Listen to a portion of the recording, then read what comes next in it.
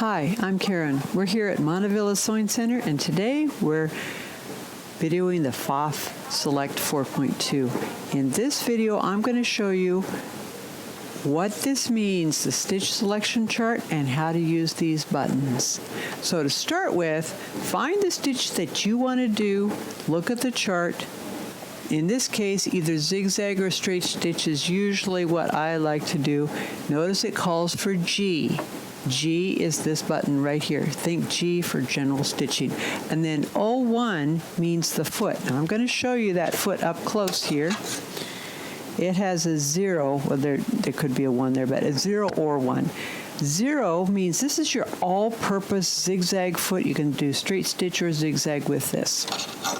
Let's put that guy right on there. Now, also in your book, in your machine manual that comes with your machine, you have these stitch charts on various pages depending on which kind of stitch you're doing. Like if you're just doing a straight stitch, you're going to go to this where it says straight stitch right here. Look at the chart. That has numbers on the side. That refers to what kind of machine you have. You have the 4.2, so only look at that top line. That's all you need to be concerned about. So the top line says G, which we just talked about there. For straight stitch, you want to have the stitch width on 0 right up there.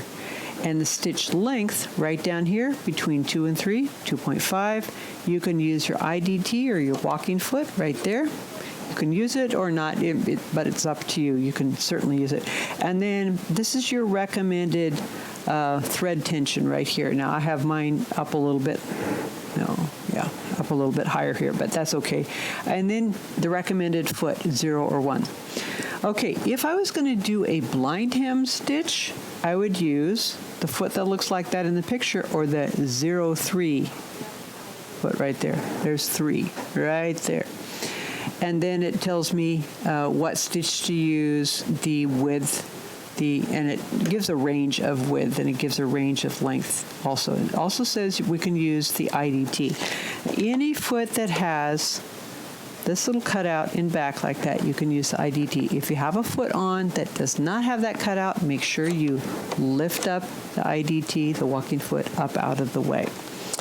Okay, now there's more to it. On these buttons here, you have stitches that are that are dark on a light background, and stitches that are light on a purple or dark background. So what's the difference between those two? Well, I'm going to show you that with a straight stitch.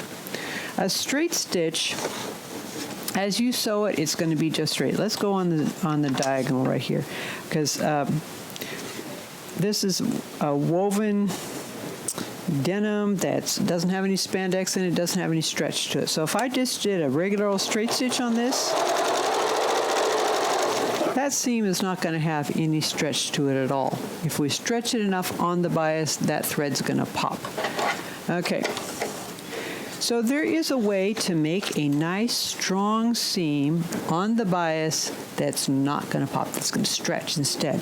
So we use our stitch length knob to go down into the stretch stitch area. And where those little lines are, those 3 little lines, put that right up to your indicator. Now I'm going to show you what it does. We're sewing on the bias.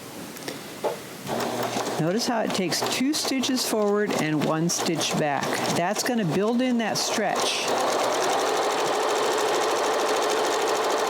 It also gives us a nice bold seam there, which is great for top stitching if you want to have that as a top stitch, but it's going to stretch as much as that fabric does on the bias.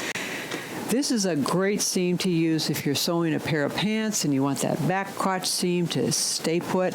This puts 3 times as much thread into the seam, but it's still in a straight line, and it's going to stretch infinitely.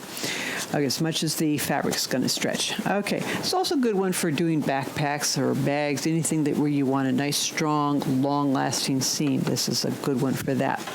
So that is just all same settings. The only time you've changed anything is moved it to stretch. That's why you have some stitches at the top here and some stitches at the bottom. The ones at the bottom, those are all done in the stretch area here.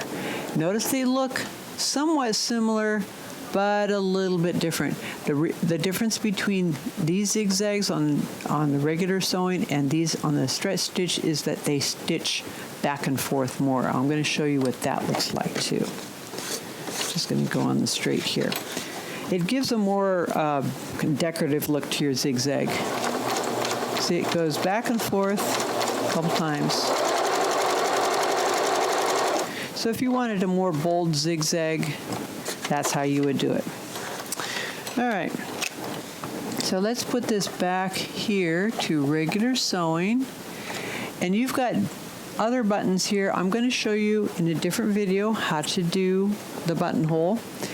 But just know that the picture that you're sewing, if you want the one in the purple, move it to stretch stitches. If you want the one that's on the white background, keep it right here in this area here. And you can change the length, of course, by making it closer to 1 or closer to 6, and experiment with those. You might get some really neat effects that way.